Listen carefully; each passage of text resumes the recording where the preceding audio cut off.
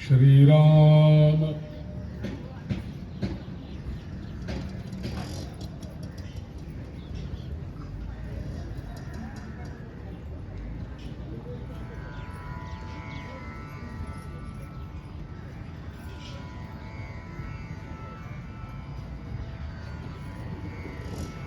ओम श्रीराम जय राम जय जय राम श्रीराम जय जय राम वक्रतुंड महाकाय सूर्यकोटि समप्रभ निर्विघ्नं कुरु मे देव सर्वकार्येषु सर्वदा या कुन्देन्दुतुषारहारधवला या शुभ्रवस्त्रावृता या वीणावरदण्डमण्डितकरा या श्वेतपद्मासना या ब्रह्माच्युतशङ्करप्रभृतिभिर्देवैः सदा वन्दिता सा मां पातु सरस्वती भगवती निःशेषजाड्यापः दक्षिणे लक्ष्मणो यस्य वामे तु जनकात्मजा पुरतो मारुतिर्यस्य तं वन्दे रघुनन्दनम्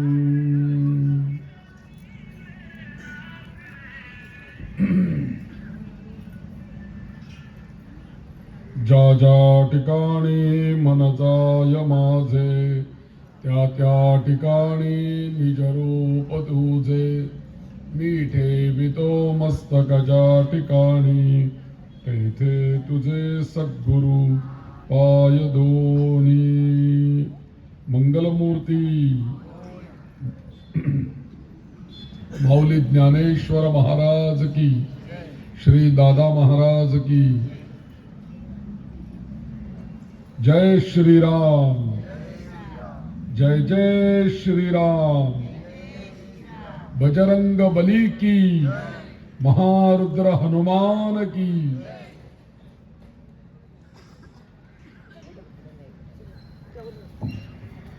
जरा टाळ्या वाजून भजन करा जरा थोडस राजा राम राम राम सीता राम राम राम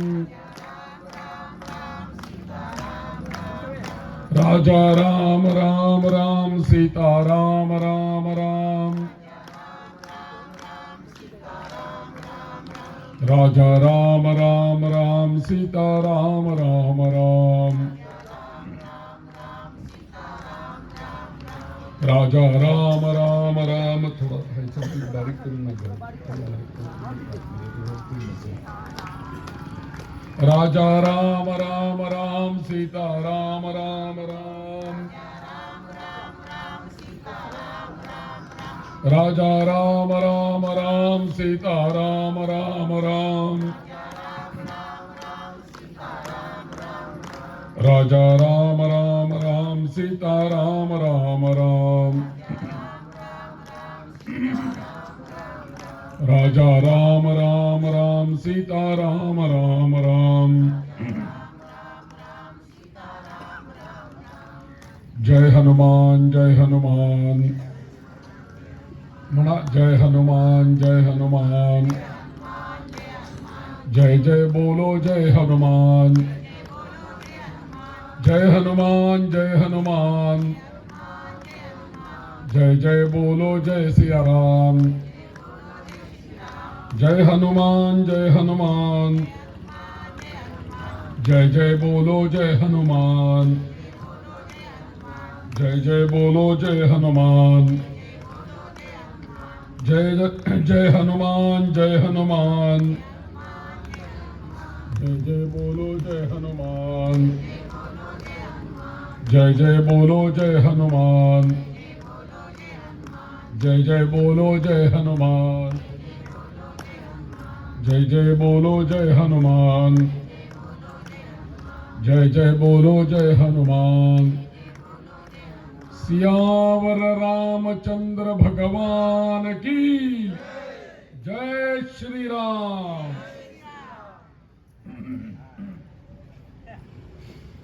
ध्यायेदाजानुबाहुं धृतशरधनुषम्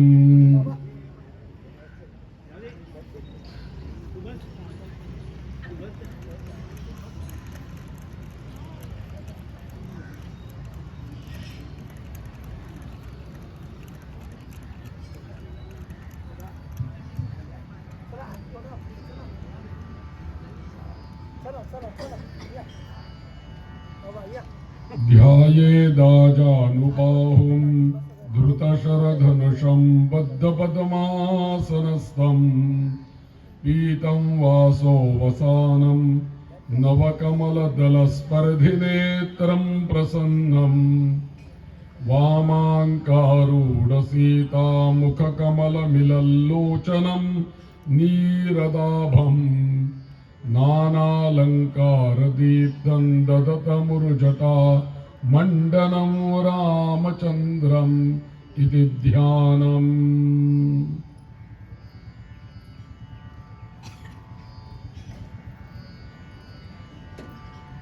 अत्यंत सुंदर असं आयोजन आणि गेले 29 वर्ष सातत्याने चाललेला हा ज्ञानेश्वरी पारायण सोहळा परमपूज्य श्री वेदमूर्ती दादा जोशी यांच्या आशीर्वादाने, यांच्या प्रेरणेने, मार्गदर्शनाने आणि तसंच माऊली ज्ञानेश्वरांच्या आशीर्वादाने हा अत्यंत सुंदर भक्तिभावपूर्ण चाललेला हा जो सोहळा आहे, या सोहळ्यामध्ये वेगवेगळे विचार आपल्यापर्यंत पोहोचतायत आणि वर्षभरामध्ये एकदा असा जर का सोहळा झाला, एकदा आपल्याला काही जर का ऐकायला मिळालं तर ते वर्षभर पुरतंय। ती शिदोरी आपल्याला वर्षभर राहते आपल्याबरोबर आणि ती शिदोरी मिळाल्यानंतर पुढच्या वर्षीची शिदोरी केव्हा मिळेल याचं मन वाट पाहत राहतं। ही ओढ जी आहे आणि ही जी तळमळ आहे ही पण अत्यंत महत्वाची आहे आणि ही सर्व साधकांच्याकडे असली पाहिजे। म्हणून कोणत्याही गोष्टी करताय ना, आज केलं आणि काही दिवस केलं आणि ते थांबलं तर ते फलित होत नाही, त्याचा परिणाम होत नाही। जसं एखाद्या डॉक्टरांच्या आपण कडे गेलो आणि डॉक्टरांनी सांगितलेलं असतं इतके डोस इतक्या दिवसामध्ये घ्या, मग पटकन एखादा म्हणेल कुठं ते सकाळी दुपारी संध्याकाळी दूर आणि इकडे बाटली पटकन तोंडाला लावली, संपवून टाकली, होईल का हो रोग बरा? उलटा ऍडमिट करायची वेळ येईल। आणि दुसरी गोष्ट की त्या वेळेला जर का ते गोष्ट मिळत राहिली तर त्याचा आपल्या शरीराला, आपल्या आरोग्याला, आपल्या मनाला उपयोग होतो, म्हणून ती वेळ ठरलेली आहे। तसं एखादा सप्ताह उपासना म्हणून रामरक्षा सुद्धा संध्याकाळीच म्हणायचे, याचं कारण का, त्याच वेळेला म्हटल्यानंतर आपल्याला त्याचा फायदा आहे। म्हणून तसा हा सप्ताह वर्षातून याच माघ महिन्यामध्ये याच काळामध्ये बरोबर तो तसाच झाला पाहिजे की जी उपासना आपल्याला वर्षभराकरता उपयोगी पडते। संध्याकाळी म्हटलेली रामरक्षा आम्हाला 24 तास उपयोगी पडते। एकदा म्हटलेली रामरक्षा। थोडा आवाज कमी येतोय का जरा? आज कालच्या पेक्षा जरा थोडं मला हे कमी येतं, थोडा इफेक्ट पण आणि आवाज पण येते जरा।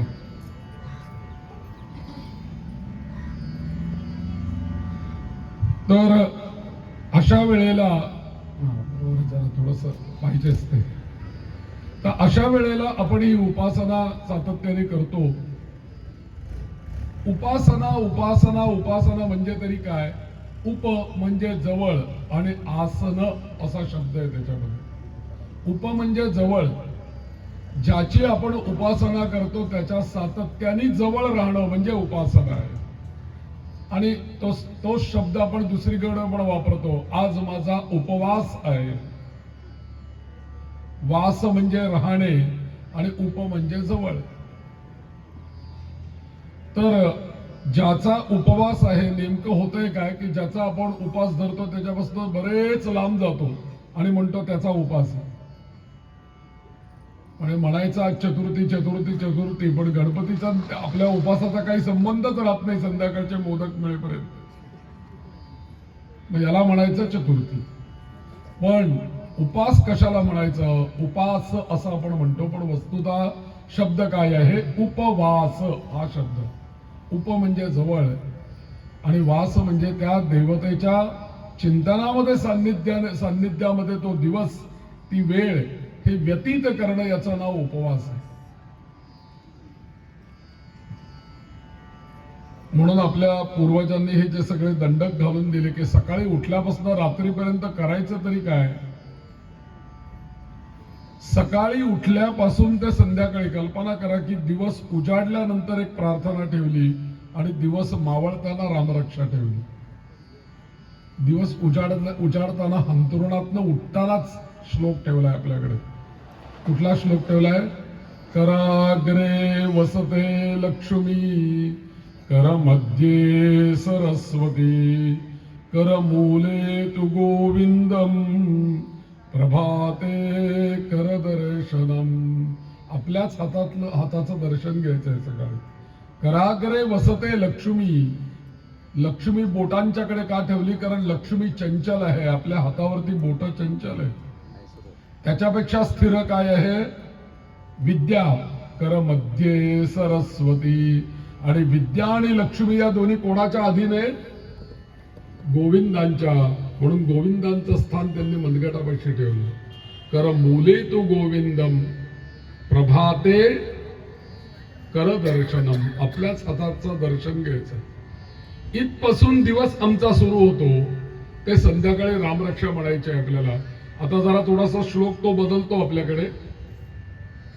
आमच्या एका कीर्तनकारांनी मला श्लोक सांगितला, म्हणे आता ते कराग्रे वसते लक्ष्मी तसं नाहीये म्हणे, त्यात जरा बदल झालाय आत्ताच्या युगामध्ये, कालामध्ये. म्हटलं काय बदल झालाय? ते म्हटलं तुमचं बरोबर आहे. कराग्रे वसते लक्ष्मी, कर मध्ये सरस्वती, कर मूले तो गोविंदम, प्रभाते कर दर्शनम. त्याच्याऐवजी म्हटलं आता असं झालेलं आहे स्थिती, कराग्रे वसते स्फूनम म्हणजे चमचा. कराग्रे वसते स्फूनम, कर मध्येच बिस्कुटम, कर मध्येच बिस्कुटम. आणि मग म्हटले कर मूले तू चहा पात्रम, आणि प्रभाते कपदर्शनम. अशी आमची स्थिती झालेली आहे. कधी आम्हाला आरोग्य मिळायचं हो? तिथपासनं विचार, जेवतानाचा विचार. वदने कवल घेता नाम घ्या श्री हरीचे, सहज हवन होते नाम घेता फुकाचे. तिथे सुद्धा भगवंताचं स्मरण. आणि संध्याकाळी शुभं करोति कल्याणम आरोग्यम धनसंपदा. बघा आपल्या ऋषीमुनींनी उपासना देत असताना सकाळी उठल्यापासून ते संध्याकाळपर्यंत सगळीकडे तुमच्या आरोग्याचा, केवळ शरीराच्या आरोग्याचा असं नाही, मानसिक आरोग्याचा सुद्धा विचार धर्मशास्त्राने केलेला. आणि म्हणून ह्या सगळ्या पद्धतीने आपल्या पूर्वजांचं जीवन होतं. बरं, रामरक्षा म्हणा असं कोणाला सांगायला लागायचं नाही. अपसुक संध्याकाळ झाली की देवघराकडेच पाय जातात. आणि आजही अशी लोक आहेत, संध्याकाळ झाली की ते बेचैन होतात, कधी एकदा देवाला दिवा लावतोय आणि देवाला काहीतरी म्हणतोय देवासमोर, असे बेचैन होतात लोक. सकाळच्या वेळेला कित्येक लोक आजही असे बघायला मिळतात, एक सकाळी उठल्यापासून एक 15-20 मिनिटं अर्धा तास ते बोलत नाहीत कोणाशी. मौन असल्यासारखं वाटतं आपल्याला. मौन नाही, ते काहीतरी म्हणत असतात. अंघोळ झाल्यानंतर कित्येक लोक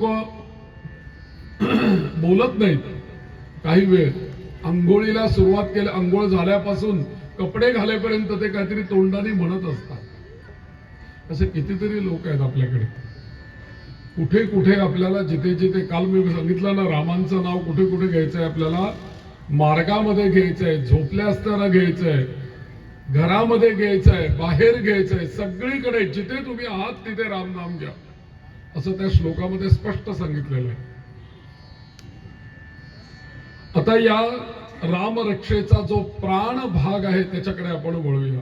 या रामरक्षेचा जे मुख्य आहे, या संपूर्ण रामरक्षेमध्ये मुख्य काय आहे, तर त्या मुख्य भागाला म्हटलेलं आहे कवच असं म्हटलेलं आहे. कवच कशाला म्हणायचं? जसं पक्षी असतो ना, पक्षी, त्या पक्षाचा जन्म होत असताना त्या अंडी तो पक्षी घालतात आणि ते पिल्लू त्या पक्षाचं पिल्लू त्या अंड्यामध्ये वाढूस्तोवर त्या पिल्लाचं रक्षण करणारं त्या अंड्याचं एक कवच त्या जीवाच्या भोवती असतं. हे कसं कवच आहे की नाही अंड्याचं त्या पक्षाच्या भोवती. आणि ते 8 दिवस 15 दिवस 20 दिवस त्या अंड्यामध्ये त्या पिल्लाची वाढ होते आणि ते अंड्यामध्ये ते पिल्लू रक्षण केलं जातं. हे जसं कवच या अंड्याचं या जीवाच्या भोवती आहे, तसे मंत्र असे आहेत रामरक्षेचे इथून पुढचे 9 मंत्र किंवा 9 श्लोक असे आहेत की जे आपण सातत्याने म्हटले असता आपल्या भोवती जसं पक्षाच्या भोवती हे अंड निर्माण होतं आणि त्याचं रक्षण करतं, तसं आपल्या भोवती संरक्षक कवच हे श्लोक निर्माण करतात. असे हे श्लोक आहेत. म्हणून या श्लोकांना म्हणायचं कवच स्तोत्र. कवच आहे. तुम्ही सप्तशती कोणाला माहिती असेल तर बघा, सप्तशतीमध्ये एक देवी कवच येतं. जे शिवभक्त असतील त्यांच्याकरता सांगून ठेवतो, शिव कवच नावाचं शिवभक्तांकरता कवच आहे. देवी भक्तांकरता देवी कवच आहे. आमच्या गणेश भक्तांकरता आज तर त्याचा उल्लेख केलाच पाहिजे कारण आज चतुर्थी आहे. गणेश भक्तांकरता गणेश कवच उपलब्ध आहे. आणि श्रीमद भागवतामध्ये नारायण वर्म या नावाने नारायण कवच आलेलं आहे. म्हणजे प्रत्येक भक्तांचं रक्षण करण्याची जबाबदारी त्या त्या देवतेवर आहे आणि आपल्या भक्तांचं रक्षण करण्यासाठी त्या त्या देवतेच्या नावांचं मंत्रांचं कवच त्या त्या भक्तांना प्रत्येक ऋषींनी दिलेलं आहे. तुम्ही देवीचे भक्त आहात, देवीचं कवच म्हणा. गणेश भक्त आहात, गणेश कवच म्हणा. सूर्य भक्त आहात, सूर्याचं कवच म्हणा. आणि राम जे काही आहे ते सगळ्यांचंच दैवत आहे, त्यामुळे राम कवच कोणी म्हणू शकत. म्हणून या श्लोकांना खूण करून ठेवा. शिरो मे राघव पातू इथपासून खूण सुरू होते आणि त्याच्यानंतर ते कवच संपतं कुठे? पातु रामो खिलम वपुहू, इथे तो कवच संपतो. त्याच्या पुढचा श्लोक येतो आराम कल्पवृक्षाणाम, मला वाटतं श्लोक येईल तिथपासनं या रामरक्षेमध्ये एताम राम बलोपेताम रक्षांय सुकृती पठेत, या श्लोकाच्या अलीकडे हे कवच संपतं.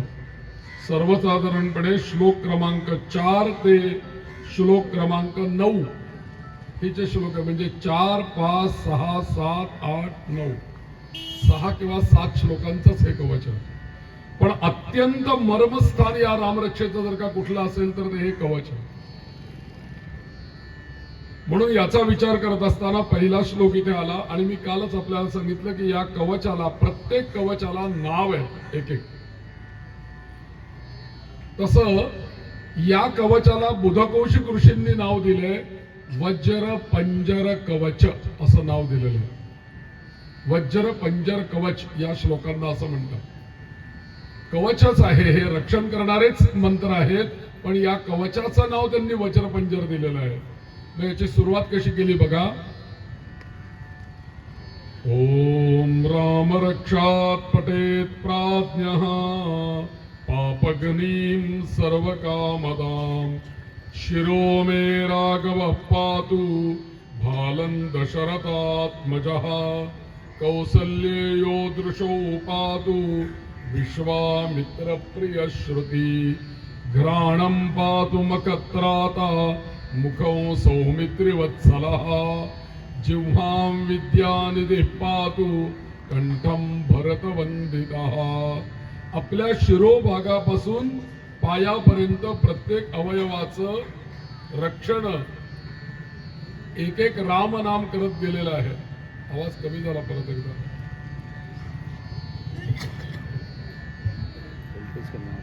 एक एक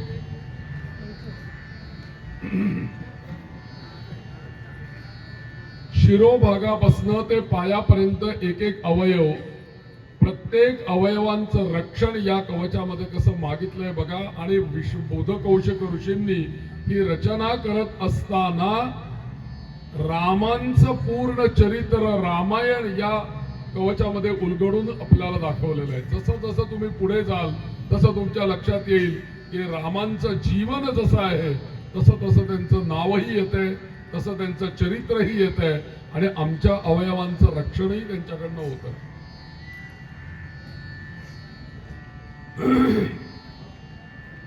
पहिला श्लोक आपण पाहूया. माझा आवाज येतोय ना तुम्हाला? काही येत नाहीये? मध्ये मध्ये कमी येतोय.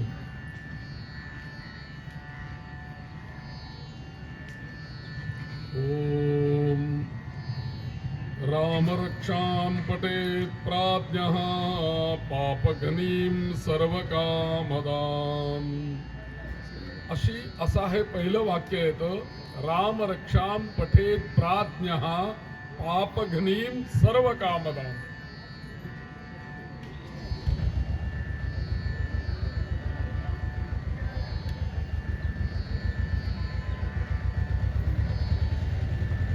आणि या चरित्राची सुरुवात करत असताना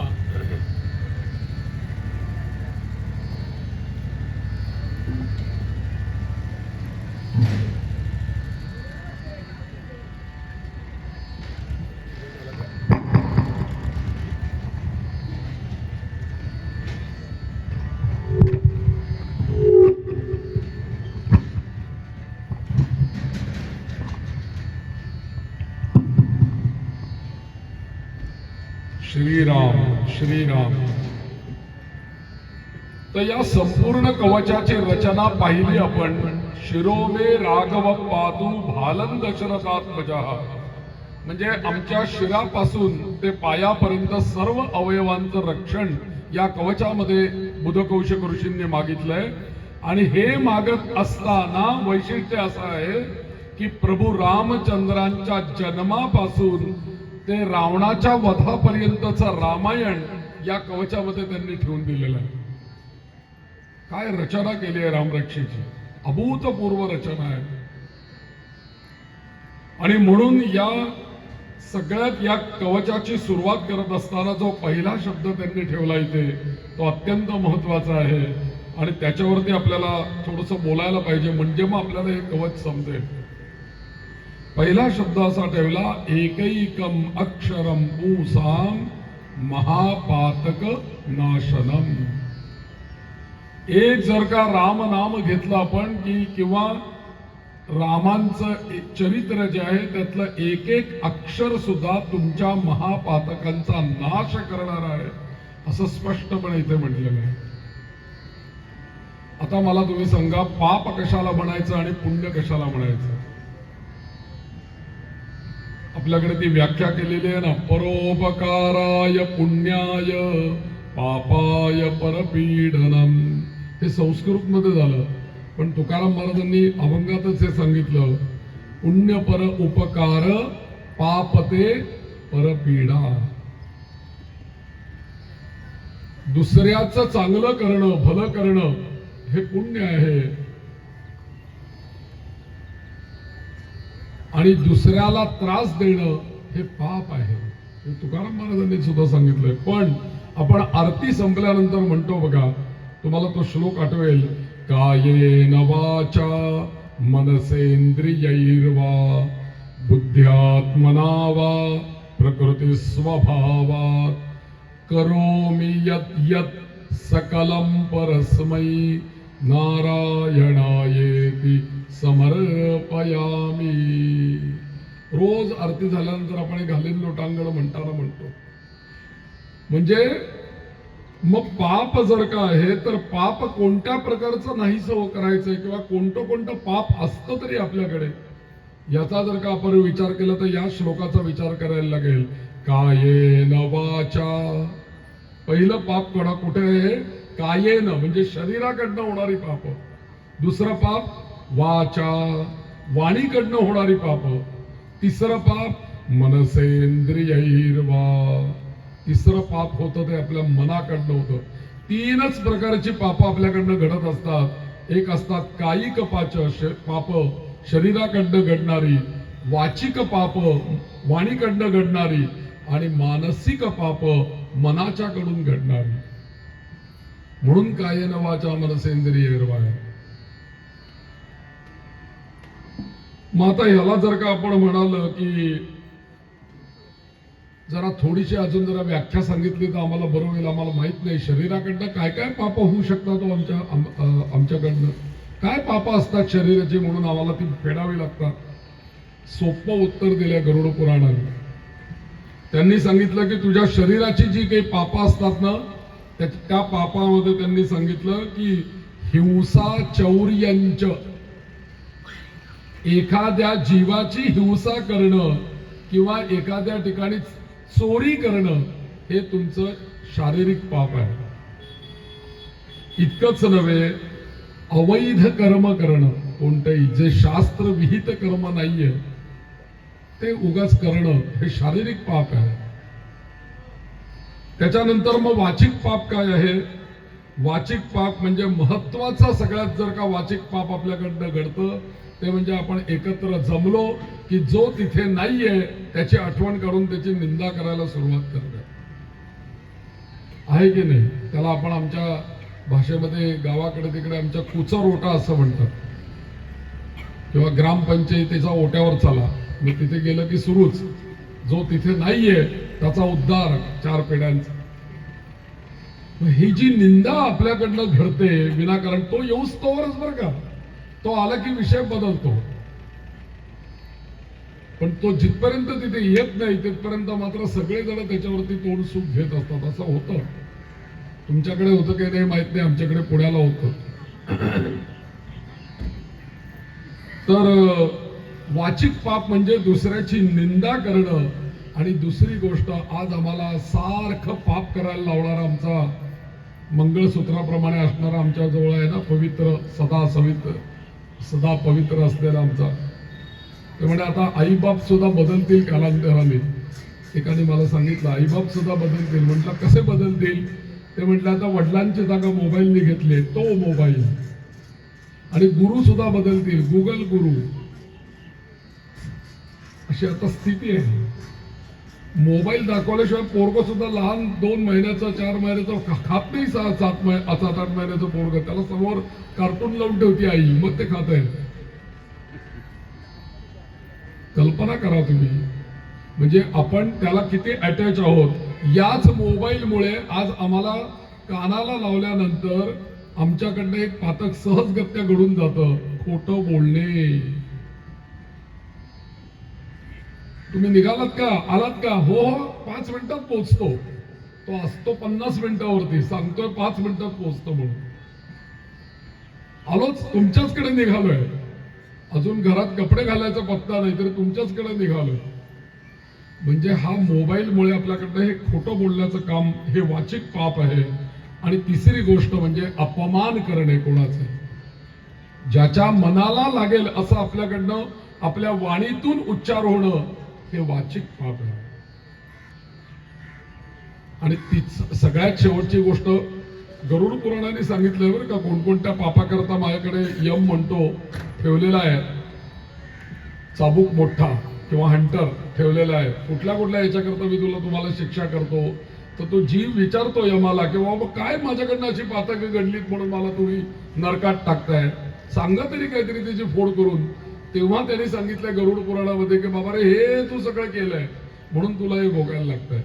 सगळ्यात शेवटची गोष्ट वाणीची आहे. त्यांनी सांगितलं सहाड्या करणे विनाकारण, याचं त्याला, त्याचं त्याला, त्याचं ह्याला, हे सगळं वाणीचं पाप. पण या वाणीला जर का आम्ही राम नाम दिलं तर यातले पाप घडतील का हो? त्याच्यानंतर मानसिक पाप आहे, ते तर अत्यंत विलक्षण पाप आहे की बाबा ते तर म्हणजे त्याला कुठले ऍक्शन नाहीच, प्रकटच होत नाही, पण आज चालू असतंय पातक, गुप्त पातक असं आपण म्हणूया मनातली. त्या पातकांमध्ये त्यांनी सांगितलं की विनाकारण दुसऱ्याच्या धनाची अपेक्षा करणं. आणि मनाचं पातक कसं असतं माहिती, ते स्वस्थ बसवून देत नाही. आमच्याकडे टीव्ही आहे हो, पण मिळणं पण काय, त्यांच्याकडे जसा आहे तसा नाही. सुरू आहे ना मनामध्ये, अरे त्याच्याही घरात टीव्ही आहे, तुझ्याही घरी टीव्ही आहे, त्याच्याकडे हातात मोबाईल आहे, तुझ्या हातात मोबाईल आहे. आहे हो माझा मोबाईल, पण ते त्याच्यासारखा नाहीये. आणि ते आणि आपल्याकडे स्वप्नांमध्ये म्हटलंय ना, अधिष्टवान येता स्वप्ने मनी वसे ते स्वप्नी दिसे. आणि म्हणून मानसिक पाप, दुसऱ्याच्या धनाची अपेक्षा, दुसऱ्याचं वाईट चिंतन आणि दुराग्रह करणं कुठल्याही गोष्टीचा, हे मानसिक पाप आहे, लक्षात ठेवा. या सगळ्या पातकांपासून मुक्त करणार बुधकौशिक ऋषी असं सांगतायत, महापातकनाशनम म्हणजे हे एकमेव रामनाम आणि रामरक्षा अशा अनेक पापांपासून तुम्हाला मुक्त करणारी आहे.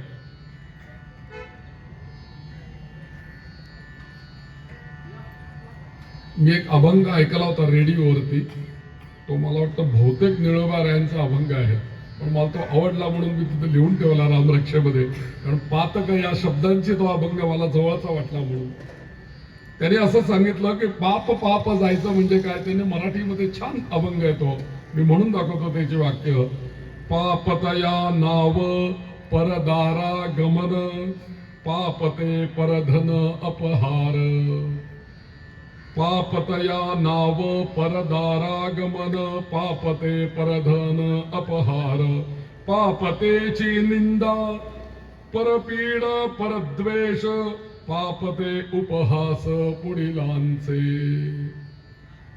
त्याच्यानंतर निळा म्हणे, निळोबा रायांचाच आहे. निळा म्हणे पाप मुख्यतेची साचे, नावडे देवाचे नाममुखी. हेच पाप आहे हो. आम्हाला देवाचं नाव आमच्या मुखात आवडत नाही, हेच पाप आहे असं निळोबा राय म्हणतात. हरिपाठामध्ये पण म्हणतात ना, तेव्हा काय तो नामासी विमुख ते नर पापी. नाम न घेणं भगवंताचं आणि महत् पाप. आमच्या शास्त्रांनी हे मानलेलं आहे की मी देह आहे असं समजणं हेच पाप आहे. देह म्हटलं की देहाकडून मनाकडून सगळं पाप होतच राहणार आहेत. म्हणून मी देह नाहीच आहे. देह देवाचे मंदिर, आता आत्मा परमेश्वर. आणि राम कोण आहे? आत्मा राम आहे. तर त्यामुळे वज्रपंजर नामाचं हे जे कवच आहे, इथे पहिला शब्द त्यांनी ठेवला, अत्यंत महत्वाचा शब्द, शिरोमे राघव पातू भालंद शरथात्मजः. इथे मला तुम्ही सांगा की शिरोमे राघव पातू हा शब्द यांनी बुधकौशिक ऋषींनी इथे का आणला? याचं कारण असं आहे की रामांचं चरित्र या कवचामध्ये त्यांना सुरू करायचं आहे. तर शिरोमे राघव पातू या शब्दाचा सरळ अर्थ असा झाला की माझ्या शिरावरती राघव रूप प्रभूंचा वरद हस्त आहे. आणि शिराच्याकडे का सुरुवात केली, पायाकडनं का नाही सुरुवात केली, असं कोणी जर का म्हणेल तर आमच्या संस्कृतमध्ये कसं सुभाषित आहे, सर्वेषु गात्रेषु शिरः प्रधानम. सर्व शरीरामध्ये अवयवांमध्ये सगळ्यात प्रधान काय आहे? शिरप्रधान. म्हणून आपण गंध कुठे लावतो? शिरावरती लावतो. टोपी कुठे घालतो? शिरावरती घालतो. पगडी कुठे घालतो? शिरावरती. शिरप्रधानम. अहो शिरप्रधान आहे म्हणूनच सर्व शरीर आहे. अपघात झाल्यानंतर डॉक्टर पहिलं काय बघतात? हे ठीक आहे का बाबा, मग सगळं व्यवस्थित काय आम्हाला दुरुस्त करता येईल. पण इथे जर का काही डॅमेज झालं तर मात्र काही सांगता येत नाही. आणि व्यवहारात सुद्धा तेच आहे ना, त्याचं हे ठीक आहे तर ठीक आहे, हे बिघडलेलं असेल की काहीच नाही. म्हणून तिथे कोण पाहिजे आमच्या शिरावरती? शिरोमे राघव पातू. कोणाचा वरद हस्त पाहिजे माझ्या डोक्यावरती? राघव पातू. रघुकुल. ज्या रघुकुलामध्ये राम जन्माला आले ते राघव रूप प्रभूंचा. आणि राघव हे रघुवंशीय स्वरूपाचं प्रतीक आहे. रघुवंशातले राम आहेत ना. आणि म्हणून रामांचं नाव राघव रूप. शिरोमे राघव. राघव हे नाव त्यांना कशावरनं पडलंय? रघुकुलावरनं राघव आहे. म्हणून इथे बोधकौशिक ऋषींनी प्रभूंच्या वंशाचा विस्तार आपल्याला इथे सांगायला सुरुवात केली. आणि मग त्यांनी सांगितलं की या रघुकुलामध्ये राघव नावाचे हे राम जन्माला आले. आणि ते कोणाच्या पोटी जन्माला आले? त्यांचं कपाळावर स्थान दिलं, भालम दशरथात्मजा. कपाळावरती दशरथ आत्मज म्हणजे मुलगा, दशरथ म्हणजे दशरथांचा मुलगा.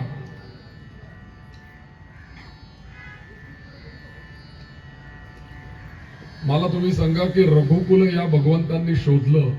जेव्हा भगवंत अवतार घेतात ना, अवतार या शब्दाचा अर्थ काय? अवतृ धातू त्याच्यामध्ये आहे. अव म्हणजे खाली येणे. जसं संगीतात आहे ना, आरोह अवरोह. आरोह म्हणजे वरती चढत जाणे, सारगम मदनी सा. अवरोह म्हणजे सानिधप मगरे सा. तसं अवतार अवतृ धातू आहे, म्हणजे परमेश्वर भगवंताला वरून खाली यायचं आहे पृथ्वी तलावरती.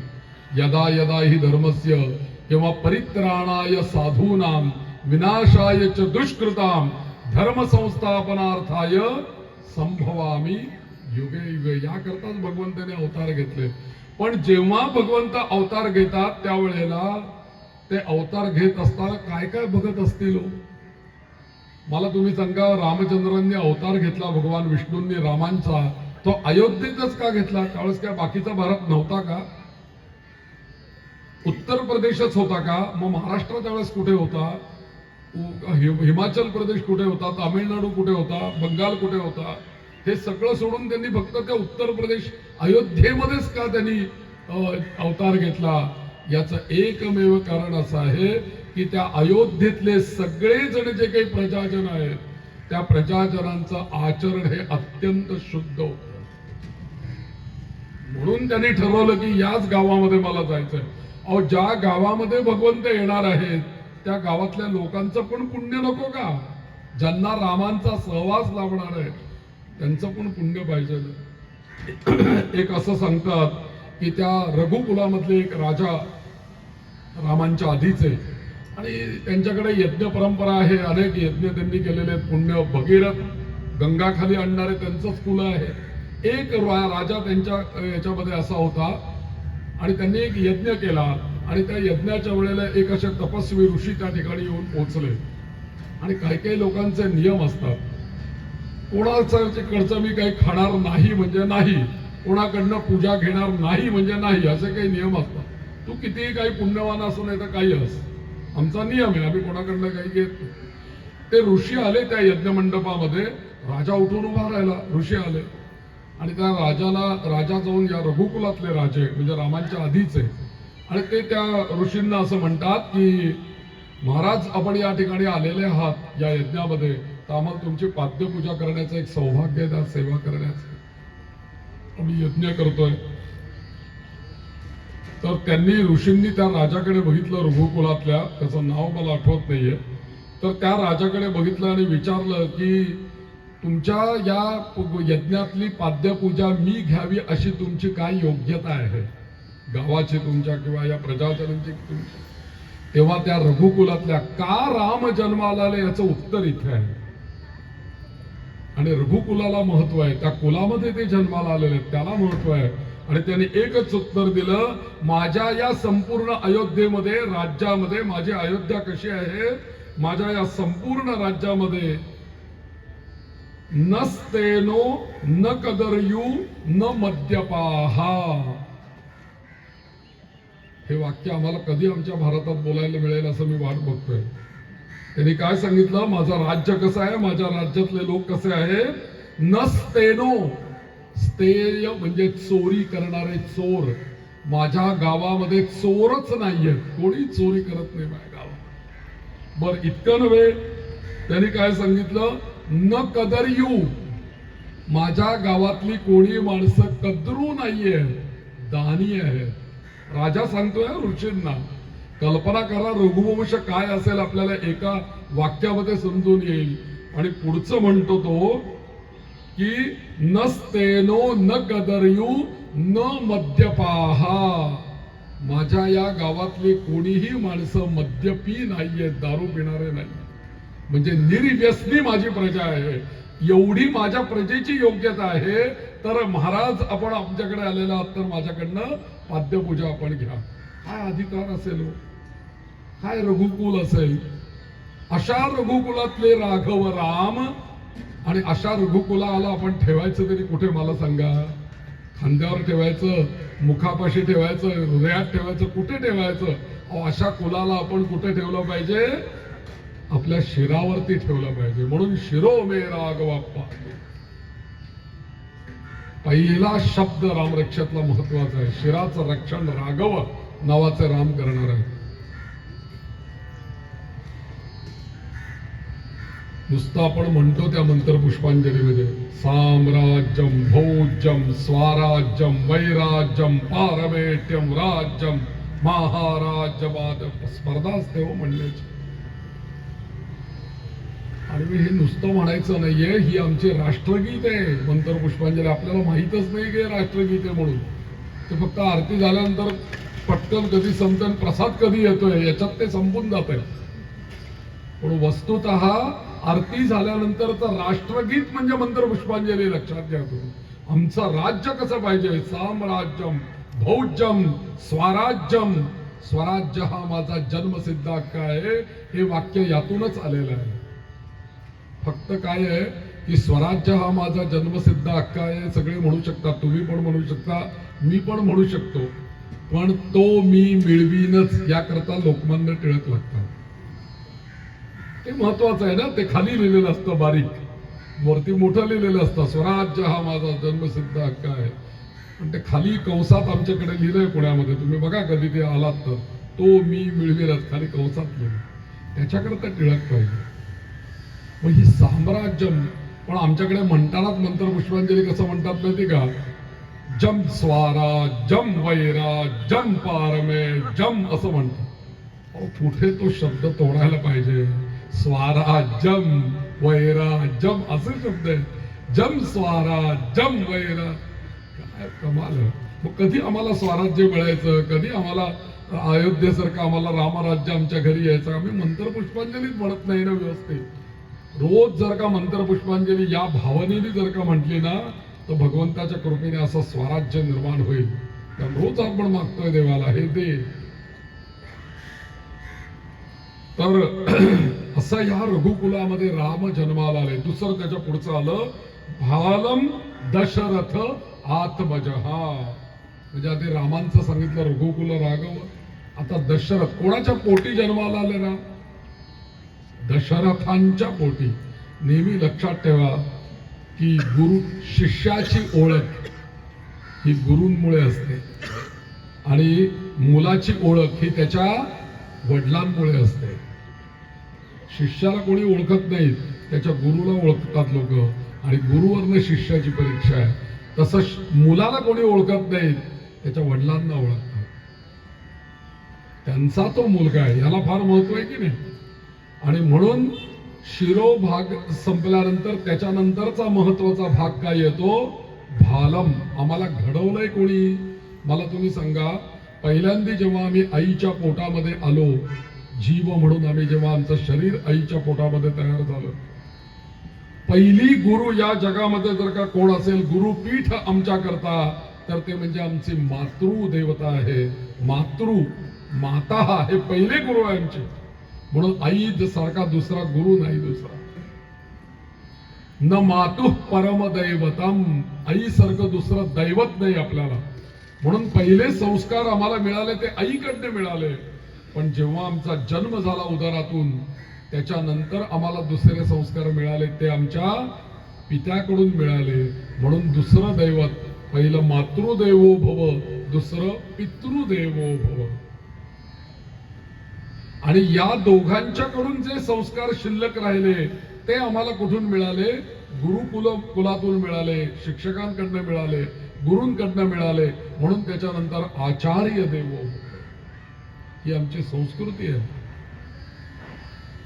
मग इथे भालन दशरथ आत्मजः, या दशरथांचं इथे नाव मुद्दामून घेतलं. तुलसीदासांनी असं सांगितलं, दशरथ त्यांचं नाव घेण्याचं फल काय, असं तुलसीदासांनी रामायणात सांगितलेलं आहे. तर त्यांनी सांगितलं की 100 वेळेला तुम्ही कुठलंही इतर नाम घ्या आणि एक वेळेला दशरथाचं नाव घ्या, तुलना सारखी होते. इतके दशरथ श्रेष्ठ आहेत.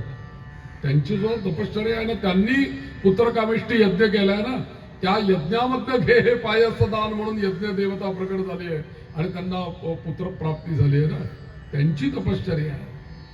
म्हणून दशरथ हे श्रेष्ठ आहे. म्हणून भालन दशरथात मजाहा. आणि पुढे असं सांगतात, कौसल्येयो दृशौ पातु विश्वामित्र प्रियश्रुती.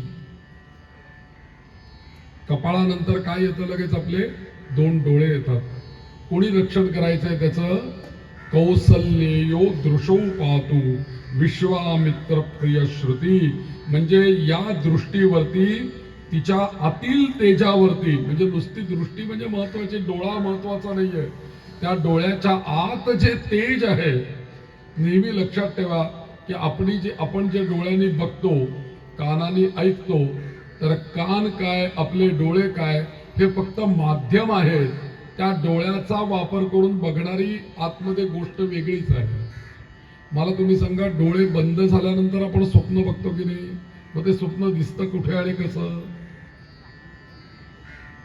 कानाने आपण ऐकतो. आपल्याला कान बंद करता येतात का? कान नाही बंद करता येत आपल्याला.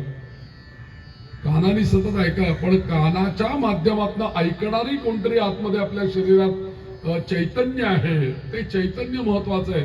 म्हणून इथे कौसल्येयो दृशौ पातु असं म्हणताना केवळ माझ्या डोळ्यांचं रक्षण करायचंय असा भाग नाहीये, तर त्या डोळ्याच्या मागे असलेले जे तेज आहे ते तेज रामांचं आहे.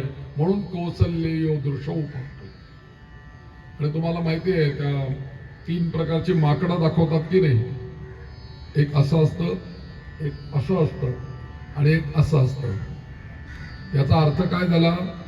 भद्रं कर्णेभिः शृणुयाम देवाः भद्रं पश्येमाक्षवीर्य जत्राः. हे देवा, या मंत्रामध्ये सुद्धा अशीच प्रार्थना केली आहे. मला चांगलंच पाहायला मिळू दे, मला चांगलं ऐकायला मिळू दे आणि मला चांगलं बोलायला आणि खायला मिळू दे. आता चांगलं या शब्दाचा अर्थ म्हणजे काय माहितीये? वेदाने त्याचंही पुढे सांगितलंय. वेदाने सांगितलं चांगलं म्हणजे तुला चांगलं वाटतं असं नाही, ज्याच्यात तुझं हित आहे हे तुझ्याकरता चांगलं आहे.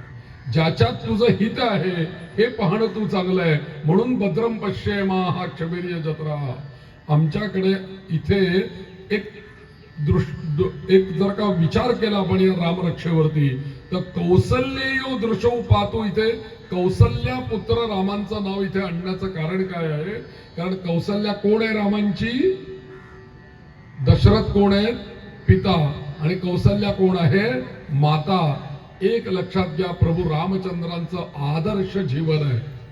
म्हणून इथे आम्हाला रामरक्षा असं सांगते आहे की रामरक्षेच्या रूपाने जर का तुमच्या डोळ्यामध्ये जर का कौसल्या रूपी कौसल्येयो दृशो पातु, तिथे जर का तेज कौसल्येचं असेल आणि कौसल्येच्या पुत्राचं तेज असेल, तर या जगातल्या सगळ्या स्त्रियांकडे जसं प्रभू राम आपल्या मातेकडे बघतात त्या पद्धतीने बघण्याची दृष्टी सगळ्यांची होईल. म्हणून तिथे कौसल्या महत्वाची. कारण राम हे आपले आदर्श आहेत ना. राम आपल्या समोर आदर्श काय ठेवतायत की माझी पत्नी सोडून जगातल्या सगळ्या स्त्रिया ज्या आहेत, या जगातल्या सगळ्या स्त्रिया मला माते समान आहेत. आणि कुठल्या माते समान? कौसल्येयो दृशौ पातु. छत्रपती शिवाजी महाराजांनी पण आम्हाला हेच शिकवलं. शत्रूची जरी स्त्री असेल आणि तिला जरी, त्यांना शत्रूला जरी हरलेला असतील ते, आणि त्यांची स्त्री जर का पकडून आपल्या सैनिकांनी आपल्या समोर जर का महाराजांच्या समोर आणली गेली, तर महाराजांनी सांगितलं की हिचा योग्य तो सन्मान करा. शिवाजी महाराजांनी. म्हणून ही जी दृष्टी आहे स्त्रीकडे बघण्याची, ती दृष्टी आम्हाला कौसल्येयो दृशौ पातु. आमच्या दृष्टी कुठेतरी भरकटत राहिली ना, हे जे म्हणतो ना आपण नकारात्मक शक्ती किंवा निगेटिव्हिटी किंवा वाईट गोष्टी आपल्या शरीरात जातात तरी कुठनं, असा जर का आपण विचार केला तर त्यातले 2 मार्ग मोठे महत्वाचे. त्यातला एक पहिला मार्ग जो आहे ते म्हणजे नेत्र, तिथून आत जात आहे. आणि दुसरा मोठा मार्ग आहे कान. कानातून आत जात आहे. एक वेळ हे बंद ठेवलं तर काही फारसं फरक पडत नाही, पण यानी आणि यानी फार फरक पडतोय. आणि लहानपणी बोलता येत नाही, पण लहान मूल जे असतं, कल्पना करा, लहान मूल जे असतं ते बघून बघूनच शिकते की नाही, सगळं अवलोकन करूनच शिकतंय. मग तिथेच जर का त्याच्या दृष्टीमध्ये रामांचं नाव आलं तर दृष्टीमध्ये बदल नाही का होणार? हा इथे अपेक्षित आहे. कौसल्यो दिशो पाहतो, पुढे आलं विश्वामित्र प्रिय श्रुती. इथून खऱ्या अर्थाने म्हणजे बघा, रामांचं रघुकुलामध्ये जन्म झाला, दशरथांच्या पोटी ते अवतरले, कौसल्येच्या पोटी ते अवतरले, म्हणजे आई आणि वडील झाले, रघुकुल झालं. आता मुलगा जन्माला आला, थोडा मोठा झाला, त्याला थोडी शस्त्रास्त्र विद्या यायला लागली. आता विश्वामित्र तिथे आले आणि विश्वामित्र म्हणतायत की यज्ञ रक्षणार्थ हे तुझी दोन्ही मुलं मी घेऊन जातो, आणि मला जे राक्षस माझ्या यज्ञाचा विध्वंस करतायत त्याच्याकरता ही तुझी 2 मुलं दे. त्यावेळेला दशरथ महाराज असं म्हटले विश्वामित्रांना की अहो, ही पोरं लहान आहेत, कशाला त्यांना मागताय तुम्ही? अख्खी सेना घेऊन मी येतो ना तुमचं यज्ञ रक्षण करायला. कोण राक्षस आहेत, तुम्हाला काय त्रास देतात बघतो ना मी, कशाला म्हणे या लहान पोरांना? त्यावेळेला वसिष्ठ मुनीमध्ये आले आणि वसिष्ठ असं म्हणाले की कारण ते असं ठरलेलं होतं की जेव्हा राम अवतार घेतील त्यावेळेला अमुक अमुक अमुक शस्त्र, जी विश्वामित्र मुनींनी तपश्चर्या करून मिळवलेली शस्त्र आणि मंत्र होते, त्या मंत्रांचा उपदेश या रामांच्या या विष्णू अवतारामध्ये होणं नियतीने ठरवलेलं होतं आणि ते होणं महत्वाचं होतं. म्हणून वसिष्ठ मुनीमध्ये आले आणि म्हटले नाही नाही, या दोन्ही, मग आधी रामांनाच जायचं ठरवलं, पण रामांच्या राम निघाले की त्यांच्या बरोबर त्यांची सावली निघालीच, लक्ष्मण. त्यामुळे दोघही भाऊ यज्ञ रक्षणार्थ धनुष्य बाण लावून त्या विश्वामित्रांच्या मागे मागे चालत गेले. आणि विश्वामित्र प्रिय श्रुती म्हणजे कान. आपल्याकडे वेदाला श्रुती असं म्हणतात. आपल्याकडे आता आम्ही पोथ्या बिथ्या झेरॉक्स हे सगळं आता हल्लीचे आम्ही वापरायला लागलो गेल्या 10-20 वर्षामध्ये किंवा याच्यामध्ये. अजूनही अशा वेदपाठशाळा भारतामध्ये आहेत, अजूनही अशी गुरुकुलं आहेत की जिथे हा कागद वापरत नाही. मी तुम्हाला हातोहात दाखवतो, साऊथ इंडियामध्ये अशा वेदपाठशाळा आहेत आज की जिथे कागद नाही, पोथी नाही, काही नाही. गुरु बसलेले आहेत आणि ते नाही का रामायणामध्ये पण बघितले सीन, तिथे बसलेले आहेत, मुलांना पाठ सांगतायत, मुलं पाठ म्हणतायत. असं रोज असं करता करता करता करता 10-15 वर्षामध्ये अख्खे दशग्रंथ पाठ होता तो मुलांचे. 10च्या 10 ग्रंथ मोकोदगत. बरं, त्याला ते कुठं लिहिलंय त्यालाही माहित नाही, गुरुलाही माहित नाही कुठं लिहिलेलं आहे.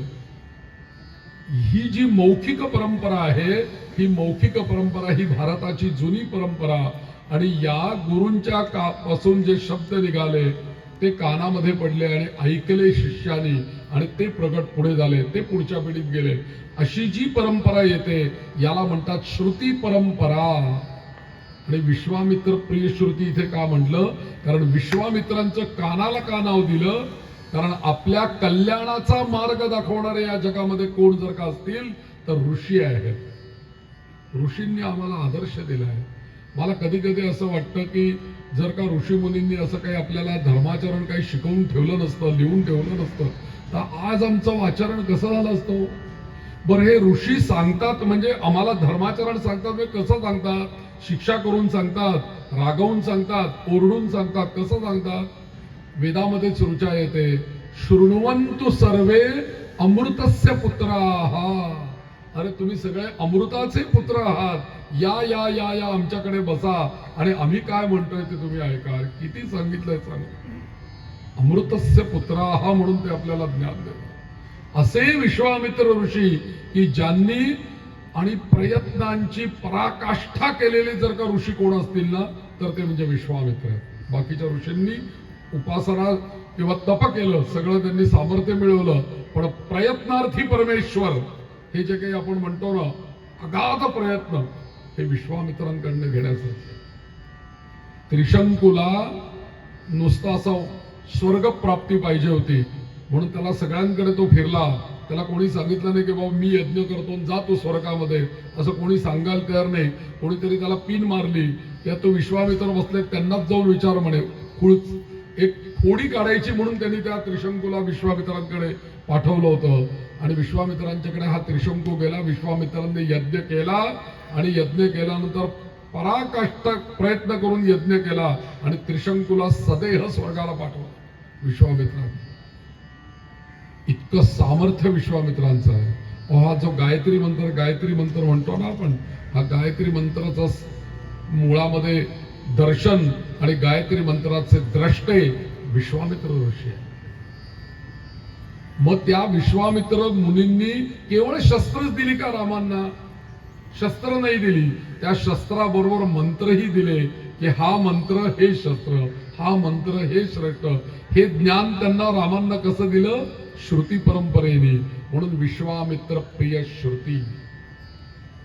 एखाद्या मुलाला अभ्यास करता नाही ना, कंटाळ येतो, दमून जातो, थकून जातो, नको बाबा क्लास, उठून जायचं. ते आमच्या संगीतामध्ये रियाज करताना मला सुरुवातीला गाण्याचे रियाज करताना 2 महिने झाले सारेगमच्या पुढेच जायला तयार नाही. कंटाळा ना मला, काय बाद झालं. मी म्हटलं तर आपल्या याच्यातलं गाणं नाहीच, सोडून द्यावा.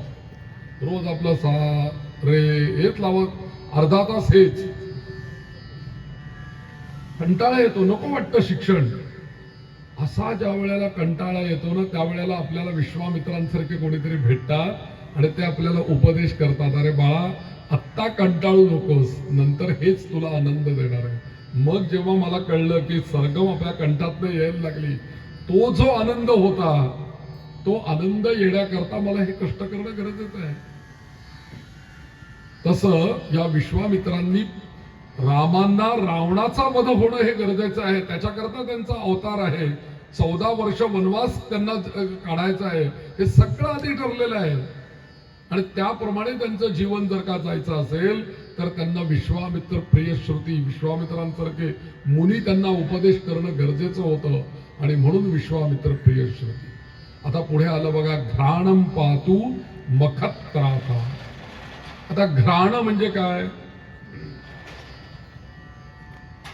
घ्राण म्हणजे नाक आणि मख म्हणजे काय? यज्ञ. आता यज्ञ म्हणजे म्हटलं ना की लोकांना फायर सॅक्रिफाईस म्हणजे अग्निकुंड प्रज्वलित करणं आणि स्वाहा स्वाहा होती देणं हाच यज्ञ लोकांना वाटतं. तसं नाहीये. तुम्ही भगवद्गीता जर का उघडलीत आणि त्याच्यामध्ये जर का बघितलं तर किती प्रकारचे यज्ञ सांगितले आहेत भगवंतांनी. आणि या यज्ञांमध्ये माझी विभूती कुठली हे सुद्धा भगवद्गीता सांगते. यज्ञेन यज्ञमयजंत देवाः. सगळं यज्ञांचंच आहे. किंवा यज्ञो यज्ञपती यजवा यज्ञांगो यज्ञवाहनः. विष्णू सहस्रनाम. इथे मख म्हणजे यज्ञच, पण मग इथे मखत्राता हा शब्द का आलेला आहे? साधकाच्या जीवनाशी मखत्राताचा संबंध कसा आहे? यज्ञ म्हणजे आपल्या माऊलींनी सुद्धा यज्ञ नाही का म्हटलं? आता विश्वात्मके देवे येणे वाक यज्ञे तोषावे, तोषो निमज द्यावे पसायधा. येणे वाक यज्ञे तोषावे. यज्ञाला सगळ्या यज्ञांमध्ये भगवंत गीतेमध्ये असं सांगतात की सगळ्या यज्ञांमध्ये माझी विभूती काय आहे? यज्ञानाम जप यज्ञोस्मी. सगळ्यात श्रेष्ठ यज्ञ कुठला आहे? जप करणं, अखंड नामस्मरण करणं. लोकांना वाटतं अखंड नामस्मरण म्हणजे काय? सोपं आहे नाम. पण नाम सोपं नाहीये. अखंड नामस्मरण करणं हा यज्ञ आहे. तर अखंड नामस्मरण आपल्याकडनं होऊ लागलं की नामस्मरण पुढे आपल्या कुठे जातं? श्वासामध्ये जातं. जसं आपण नाही का म्हणत की काय सोहम सोहम सोहम, हे काय असं म्हणायचं नाहीये तोंडाने. श्वासाची क्रिया आहे ती. सो वरती श्वास घेतला, हम म्हणजे श्वास सुटला, आपोआप ते सोहम सोहमचा जप आपल्या श्वासागणित आहे. आणि दुसरी गोष्ट, एखादा भगवंताचं नाव आपण घेतलं की श्रीराम श्रीराम श्रीराम. तुम्ही कल्पना करा, हे श्रीराम नाव हे आपल्या श्वासात गेलं श्रीराम श्रीराम श्रीराम श्रीराम. ते होताना कसं होतं, राम श्री राम श्री राम श्री राम श्री असं होतं, उरफाट नाम. पण ते एक आहे श्वासातलं आणि एक आहे उच्छ्वासातलं.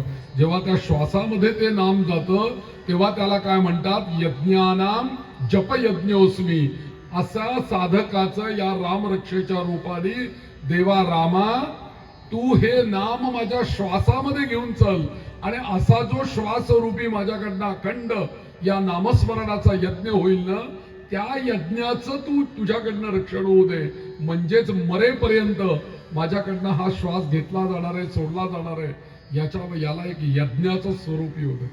म्हणून नाकाशीच का यज्ञ म्हटल्यानंतर नाकच का आलं तिथे. म्हणून घ्राणम पातु मखत्राता. नामस्मरण भगवंताचं आपल्या रामकृष्ण हरी श्रीराम जय राम जय जय राम श्वासाशी एकरूप झालं पाहिजे. श्वासा श्वासे राम नाम. त्याच्याकरता आणि हे जर का व्हायचं असेल तर घ्राणम पातु मखत्राता. रामांचीच आपण प्रार्थना केली पाहिजे, देवा तुझ्याच कृपेने माझ्या नाकाचं रक्षण मखत्राता या तुझ्या विभूतीमुळे होऊ देत आणि माझ्याकडनं श्वासामधनं नामस्मरण होऊ दे. पुढे आलं घ्राणम पातु मखत्राता मुखम सौमित्री वत्सलः. कौसल्या कोण, रामांची आई. सुमित्रा कोण हो,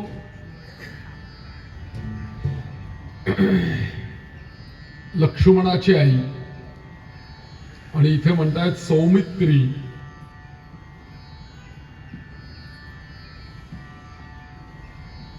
कौसल्यो दिशो घ्राणम पातु मखत्राता मुखौ सौमित्री वत्सलः. याचा अर्थ प्रभू रामचंद्र आमच्या यज्ञत्राता आमच्या श्वास यज्ञाचं रक्षण करू दे. आणि अर्थातच सुमित्रा प्रिय असलेले प्रभू. सौमित्रेय म्हणजे सुमित्रेला सुद्धा प्रिय असलेले प्रभू. ज्या वेळेला वनवासाला जायला निघाले राम लक्ष्मण, आणि राम निघाले त्याच्याबरोबर लक्ष्मण निघाले, सीतामाई निघाल्या, त्यावेळेला लक्ष्मण आपल्या मातेला नमस्कार करायला गेला, सुमित्रा माताला, की आता मला रामांच्या बरोबर गेलं पाहिजे तिकडे. त्यावेळेला या सुमित्रेने या लक्ष्मणाला एकच उपदेश केला. तुम्ही बघा रामायण म्हणजे तुम्हाला लक्षात येईल. त्या सुमित्रेने एकच वाक्य सांगितलं. रामानंद सागरांनी त्यांच्या मालिकेमध्ये आणले बरं ते वाक्य, की अब से तुम जा रहे हो रामजी के साथ. इथून पुढे त्यांच्या बरोबर गेल्यानंतर माता आणि पिता हे तुझे रामच असतील. त्या भावनेने त्यांच्या बरोबर राहा. माता रामो मत्पिता रामचंद्र स्वामी रामो मत्सखा रामचंद्र. आणि सर्वस्वं मे रामचंद्रो दयालुर नान्यंजाने नैव जाने न जाने. या भावनेने त्यांच्या बरोबर तू राहा हे सांगणारी त्यांची माता सुमित्रा माता आहे. म्हणून सुमित्रेचं महत्व का, म्हणून इथे उल्लेख काय आला, मखम सौमित्री वत्सलः. अशा सुमित्रेला प्रिय असलेले, कारण रामांना सगळेच जण सगळ्याच माता आपला पुत्र मानायचे, ज्येष्ठ पुत्र, आणि म्हणून सगळेच जण त्यांच्यावरती प्रेम करायचे. सुमित्रा माता सुद्धा त्यांच्यावरती प्रेम करायच्या. आणि म्हणून इथे म्हटला शब्द मुखम सौमित्री वत्सलः.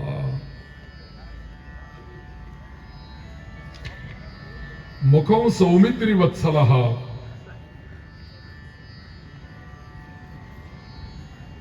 आता इथे आपण या संपूर्ण कवचामध्ये प्रभूंच्या कुलापासून त्यांच्या मातांचाही विचार या बुधकोश ऋषींनी ठेवला. सुमित्रेला तिथे आणलं, दशरथांना आणलं, दुसरी आई सुमित्रा माता त्याही तिथे आल्या. घ्राणम पातु मखत्राता. त्यानंतर भगवंतानी विश्वामित्रांच्या यज्ञांचं रक्षण केलं म्हणून तो मखत्राता, यज्ञांचं रक्षण करणार, हेही विशेषण याच्यामध्ये आणलं. आणि त्याच्या पुढे विश्वामित्रांचा त्यांचा पहिला संबंध आला. राम आपल्या घरातून अयोध्येतून बाहेर पडले ते विश्वामित्रांच्या बरोबरच वनामध्ये गेलेले पहिल्यांदा. आणि ते कुठपर्यंत, सीतामाईंचा बरोबर त्यांचा विवाह होईतोपर्यंत विश्वामित्र त्यांच्या बरोबर आहे. त्याच्या पुढच्या श्लोकामध्ये सांगितलं जिव्हा येते बघा. जिव्हां विद्या निधी पातु कंठम भरत वंदितः. जिव्हां विद्या निधी पातु. जसं आपलं शरीर जर का आपण बघितलं केसापासून ते पायांपर्यंत, तर आपल्या सर्वात महत्वाचा भाग जो आहे तो टाळू भाग आहे. शिर. लहानपणी नाही का लहान बाळाचं टाळू भरत असतात 5-6 महिने. सगळ्यात नाजूक भाग हा आहे. इथे जर का आपल्याला काही दुखापत झाली तर ते असह्य होतं. म्हणून भाल. त्याच्यानंतर दुसरं काय महत्वाचं आहे, भाल प्रदेश हा अत्यंत महत्वाचा आहे. जय श्रीराम. जय जय श्रीराम.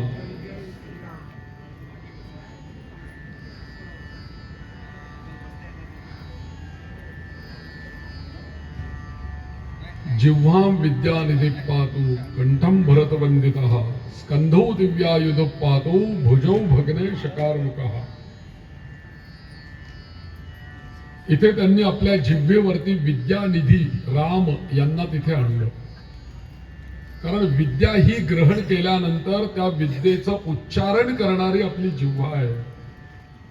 त्या तुलसीदासांनी असं सांगितलं की जिव्हा आणि दात या दोघांच्या मध्ये भांडण झालं आणि ते जिव्हेला म्हणायला लागले, अगं तू एकटीच आहेस, आम्ही 32 जण आहोत, जास्ती हे करू नकोस, आम्ही केव्हाच तुझे तुकडे तुकडे करून टाकू म्हणे.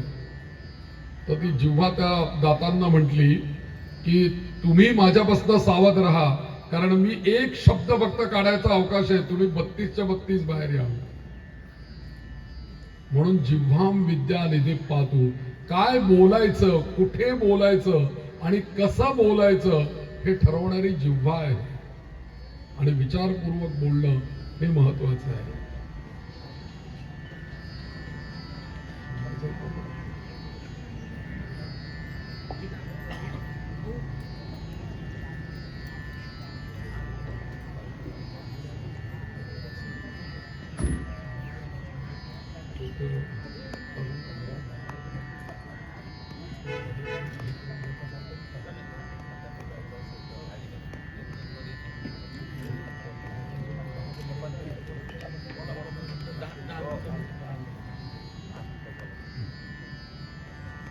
जिव्हां विद्या निधी पातु कंठं भरत वंदितः. आता जिव्हेचं स्थान म्हणजे विद्येचं स्थान. तुम्हाला माहिती आहे की हा कुंभकर्ण तपश्चर्या करत होता आणि तपश्चर्या करताना त्यानाला जे मागायचं होतं त्या वेळेला बरोबर जेव्हा ती देवता प्रसन्न झाली त्यावेळेला ही सरस्वती जाऊन त्याच्या जिव्हेवरती बसली आणि त्याला जे मागायचं होतं त्याच्यामध्ये त्यांनी निद्राच मागितली.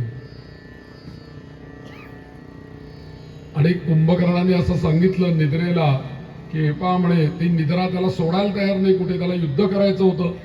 आणि ती म्हणाली, तो म्हणाला की आता मला युद्ध करायचं, तू सोड मला, आता मला जायचं रणांगणावरती. तर ती म्हणले मी असं नाही तुला सोडणार. मग त्यांनी सांगितलं की जा तू कथा कीर्तन प्रवचन जिकडे असेल तिकडे जा सध्या. आणि मग तिकडे मग ती हळूहळू यायला लागली. मग एकदा कथा कीर्तन प्रवचन सुरू झालं की कुंभकर्णाची येते मग आपल्याकडे विद्या. तसं जिव्हां विद्या निधी पातु. एक अक्षर जर का आपल्याकडनं उच्चारण चुकीचं झालं तर त्याच्यातनं आपल्याला जे पाहिजे ते मिळत नाही, भलतीचकडे आपण निघून जातो. म्हणून काय बोलायचं आणि कसं त्याचं उच्चारण करायचं याच्याकरता विद्यानिधी सरस्वती आपल्याला प्रसन्न पाहिजे. आणि सरस्वती कोणी प्रसन्न करून घेतलेली आहे? प्रभू रामचंद्रांनीच सरस्वतीला प्रसन्न करून घेतलंय त्यांच्या जीवनामध्ये. आणि म्हणून रामांचा एकच शब्द, रामांचा एकच बाण, पुन्हा नाही, एक शब्द रामांच्या मुखातून निघायचा अवकाश की ते पुढे घडलेलंच आहे. म्हणून रामांचा शब्द, रामांचा आदर्श, रामांचा बाण, औषधाला सुद्धा म्हणतो आपण राम बाण औषध. काय रामांचं हे असेल बघा. म्हणून जेव्हा ज्यांनी स्वतःच सरस्वतीला प्रसन्न केलेलं आहे असे राम विद्यानिधी, आणि ज्यांनी अनेक विद्या अनेक ऋषी मुनींकडनं मिळवलेल्या आहेत बघा. अगस्ती मुनींकडनं त्यांनी शस्त्र मिळवली, विश्वामित्रांकडनं मिळवली, आणि अनेक यांच्याकडनं त्यांनी मारुतीकडनं सगळी सेना मिळवली, सगळ्यांकडनं ते शिकतच गेले राम, आणि शेवटी रावणाचा वध झाला. म्हणून ते विद्याचे सागर झाले राम, म्हणून विद्यानिधी अशी पदवी आहे. आणि ते माझ्या जिव्हेचं रक्षण करोत आणि कंठम भरत वंदिता. कंठाचं स्थान अत्यंत महत्वाचं आहे. कंठाचं स्थान कशा करताय माहितीये? आपण जे नामस्मरण करतो की नाही, ते उच्चारण कुठून येतं? कंठातूनच येतं ना. आणि कंठ महत्वाचा आहे. आणि आपण नेहमी असं आपण म्हणतो की नाही की अरे अमुक ती तो व्यक्ती आहे ना, ती त्याच्या गळ्यातला ताईतच आहे, तो त्याच्या गळ्याचा मणीच आहे, असं आपण उपमा देतो की नाही. म्हणजे जो सगळ्यात जवळचा असतो त्याला आपण गळ्यातला ताईत, गळ्यातला मणी म्हणतो. इथे रामायणामध्ये प्रभू रामचंद्रांना वनवासामध्ये गेल्यानंतर त्याच्या आईची इच्छा असताना सुद्धा स्वतः त्या सिंहासनावरती न बसता प्रभू रामचंद्रांच्या पादुका घेऊन त्या अयोध्येपासून जवळच ते स्थान आहे भरतांचं, ते मी जाऊन आलोय, तिथे त्यांनी तपश्चर्या करून त्या पादुकांच्या समोर रामनाम घेत आणि त्यांनी पादुका घातल्याने काय तपश्चर्या केली असेल ते भरताने. आणि म्हणून या सगळ्या रामायणामध्ये भरतांचं स्थान रामांच्या तिथे कुठे आहे, तर रामांनी त्याला आपल्याला कंठाचं स्थान दिलेलं आहे. अरे तू माझ्या कंठस्थानी आहेस, असा तू माझा भक्त आहेस. म्हणून कंठम भरत वंदिता, तिथे भरताचं नाव आलं. त्याच्या पुढे असं सांगितलं, स्कंदौ दिव्यायुध पातु भुजौ भगनेश कारमुकहा. रामांचं आपण जर का चित्र बघितलं तर आपल्याला कसं दिसतं रामांचं चित्र? धनुष्य लावलेलं आहे खांद्याला. आणि धनुष्य काय आता सुद्धा मिलिटरीचे लोक कुठे लावतात? तो बंदूक आणि सगळे तिथे असतं की नाही, खांद्याला. त्या खांद्याचा उपयोग त्याच्याकरता आहे. आणि खांद्यावरती ते धनुष्य अडकवलेलं आहे, खांद्याच वरती बाणाचं हे लावलेलं आहे. आणि त्या ह्याच्यातनं ते असा बाण काढतायत, लावतायत आणि सोडतायत. आणि असे बाण असलेले, शस्त्रास्त्र असलेले धनुष्य आणि बाण त्यांनी आपल्या स्कंधावरती म्हणजे खांद्यावरती घेतले. कशासाठी? परित्राणाय च साधूनाम विनाशाय च दुष्कृताम धर्म संस्थापनार्थाय संभवामी युगे. म्हणून रामांचा अवतार आहे. दुष्टांचं निर्दालन करणं नुसतं नाहीये, केवळ दुष्टांचं निर्दालन नाहीये, तर परित्राणाय च साधूनाम हे पण महत्वाचं आहे. म्हणून अहिल्याचा उद्धारही आहे, शबरीचाही उद्धार आहे, आणि रावणाचाही. आणि रावणाला मारल्यानंतर ते विभीषणाचाही उद्धार आहे. विभीषणाही, कारण विभीषणाचं नाव रामरक्षेमध्ये येतं. म्हणून या सगळ्या दृष्टीने भुजौ भगनेश कार स्कंदौ दिव्यायुध पातु असे अनेक प्रकारचे आयुध ज्यांनी आपल्या खांद्याशी ठेवलेली आहेत दुष्टांचं निर्दालन करण्याकरता. असे राम साधकाच्या बाबतीत काय करू देत, तर साधकाची साधना करत असताना त्याच्या जिव्हेवरती, त्याच्या नेत्रांवरती, त्याच्या खांद्यावरती लक्ष कोणाचं असू दे, रामांचं असू दे. त्या साधकाचं सुद्धा रक्षण व्हायला पाहिजे ना, ते त्या दिव्यायुध पातू. आणि भुजौ भगने शकार मुका. जेव्हा विश्वामित्रांच्या तिथे त्राटिकेचा वध झाला, यज्ञ रक्षण झालं, त्याच्यानंतर विश्वामित्र मुनी त्या रामांना आणि लक्ष्मणांना जनक राजाकडे घेऊन गेले मिथिलेला. आणि त्यावेळेला आपल्याला माहिती तिथे शिवधनुष्य ठेवलेलं होतं, अनेक राजे तिथे जमलेले होते, सीता स्वयंवर होतं. आणि त्यावेळेला तो पण होता की जो हे धनुष्य उचलेल आणि त्याला प्रत्यंचा लावेल त्यालाच ही सीताबाई माळ घालतील असा पण होता. जानकी माळ घालेल असं. पण कोणालाही ते जमलं नाही. रावण सुद्धा होता तिथे, त्यालाही ते जमलं नाही. पण रामांनी मात्र ते सहजगत्या लिहिलया भुजौ भगने शकार मुकाहा. त्याने नुसतं उचलायचाच ते धनुष्य अवकाळ कार कार कार कार कार कार ते मोडून घेत. आणि म्हणून तिथे जानकी आणि श्रीराम यांचा विवाह झाला. म्हणून असे भुजौ भगने शकार मुकाहा. आणि म्हणून लगेच पुढे सीताबाईंचं नाव येतं, करौ सीतापती पातू हृदयं जामदग्न्यजित. सगळ्यात महत्वाचे काय आहे? हात. हे महत्वाचं कर्म आहे. हाताशिवाय काही नाही. आपला हात जगन्नाथ, तसं ते आपला हात महत्वाचा आहे. हाताने तर कर्म करायचं आहे, हातानेच सगळ्या गोष्टी आहेत. आणि विवाह प्रयोगामध्ये अत्यंत महत्वाचा एक विधी आहे की जो पती जो आहे, नवरा म्हणजे, तो त्या वधूचं पाणी ग्रहण करतो. पाणी म्हणजे हात.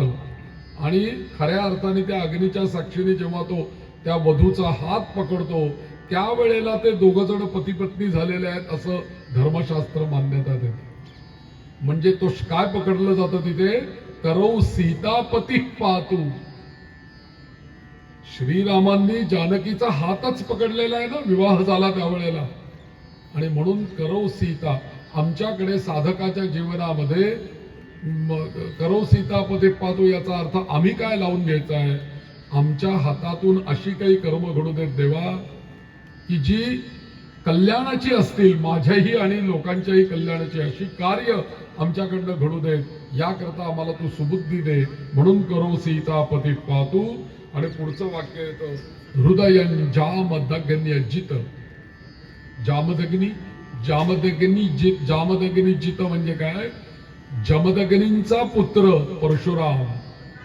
आणि ज्या वेळेला ते धनुष्य उचललं रामांनी आणि ते काढकाळ मोडलं, त्यावेळेस पहिले भडकले कोण? रागवले कोण? हा कोण आला म्हणले इथे पृथ्वी तलावरती की यांनी धनुष्य उचलावं आणि मोडावं? शक्य नाही म्हणे कोणाला हे धनुष्य उचलणं. असे रागावून त्या ठिकाणी त्या सभेमध्ये आलेले होते, ते म्हणजे परशुराम. आता परशुराम पण विष्णूंचेच अवतार, राम पण विष्णूंचेच अवतार. ते राम चिडून आले या रामांवरती.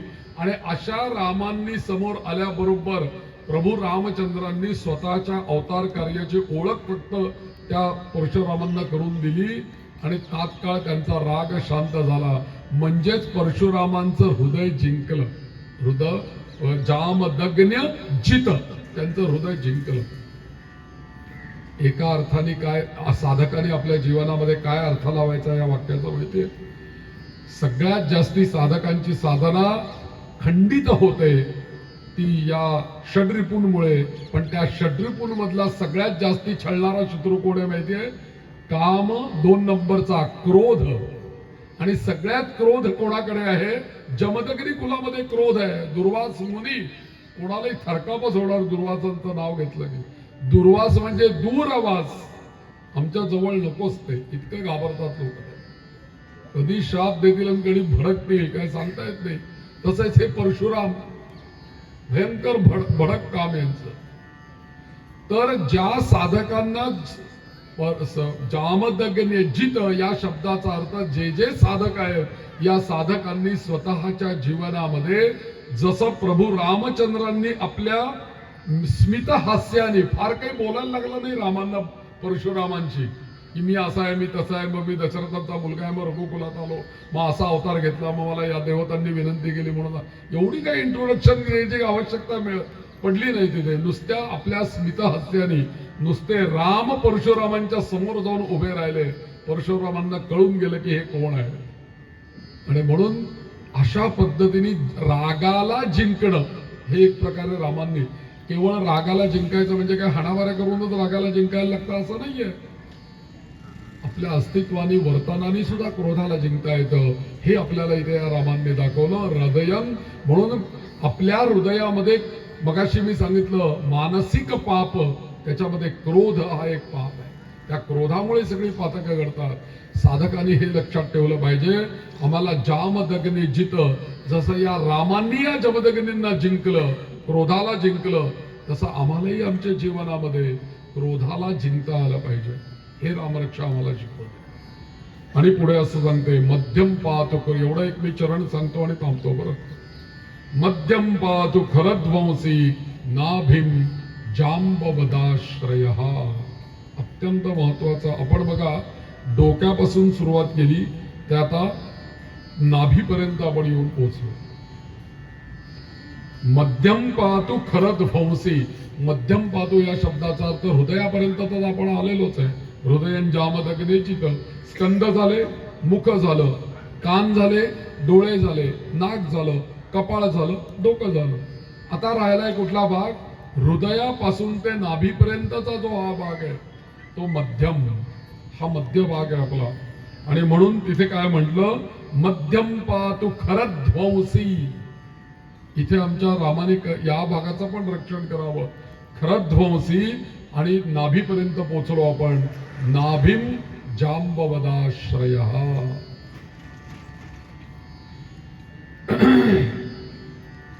म्हणून इथे म्हणतात की खरं आणि दूषण यांचा वध प्रभूंनी कुठे केलाय? खरं आणि दूषण या दोघांचा वध आपल्या जवळच केलाय.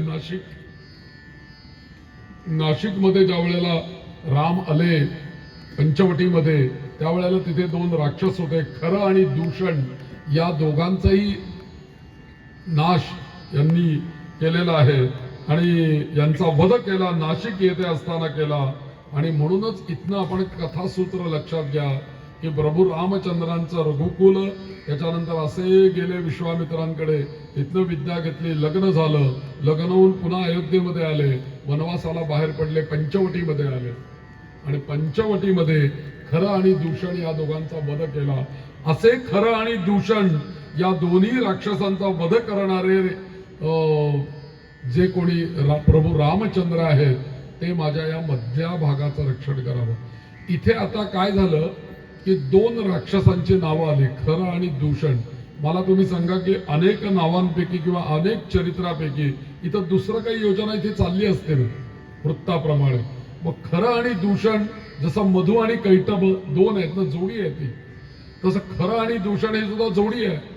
इथे याच भागाला खरं आणि दूषण यांचा नावा वध करणाऱ्या रामांचा का उच्चारण झालं? याचं कारण हा जो भाग आहे, याच्या वरचा भाग आणि याच्या खालचा भाग बरोबर आपल्या शरीराचा मध्यभाग येतो. म्हणून 2 भाग होतात ना आपल्या शरीराचे.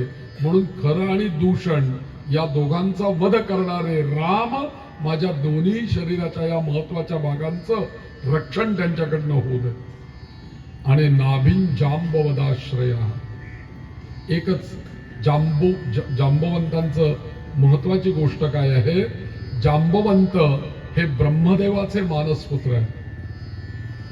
आता कल्पना करा तुम्ही, नारायण विष्णू हे समुद्रामध्ये क्षीरसाई झोपलेले आहेत. झोपल्यानंतर त्यांच्या नाभीपासून एक कमळ उगवलंय, ते वरती आलंय. त्या कमळामध्ये कोण विराजमान आहेत? ब्रह्मदेव. आणि ब्रह्मदेवांचे पुत्र कोण आहेत? जांबवंत मानसपुत्र. आणि प्रभू रामचंद्र कोणाचे अवतार आहे? विष्णूंचे.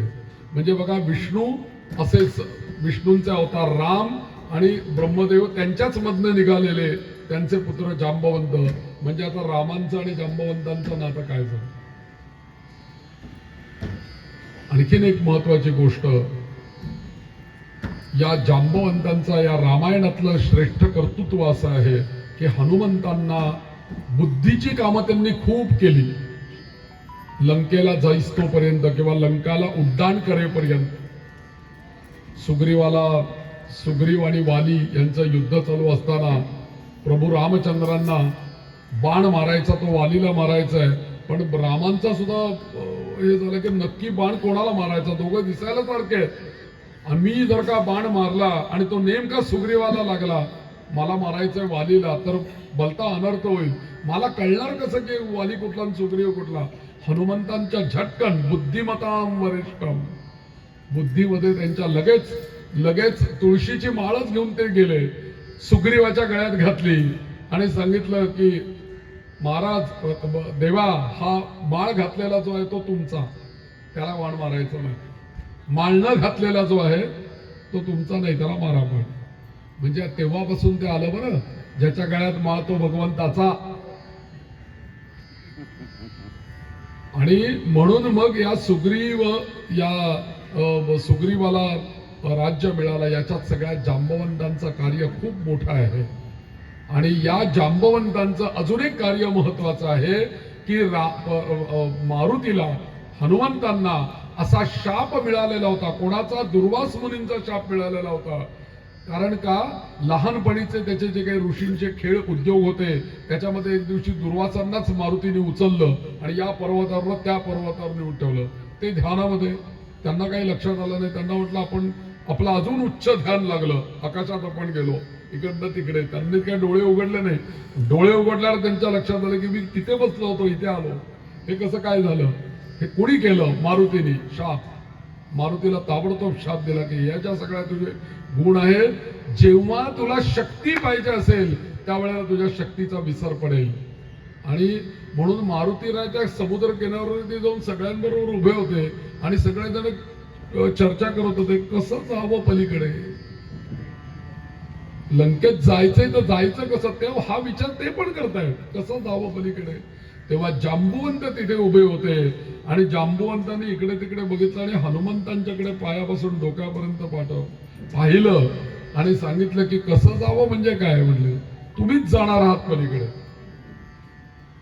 आणि मग त्या हनुमंताला दुर्वासांच्या शापामुळे जे स्वतःच्या बलाचा विसर पडलेला होता त्या बलाची आठवण करून देणारे जांबवंत.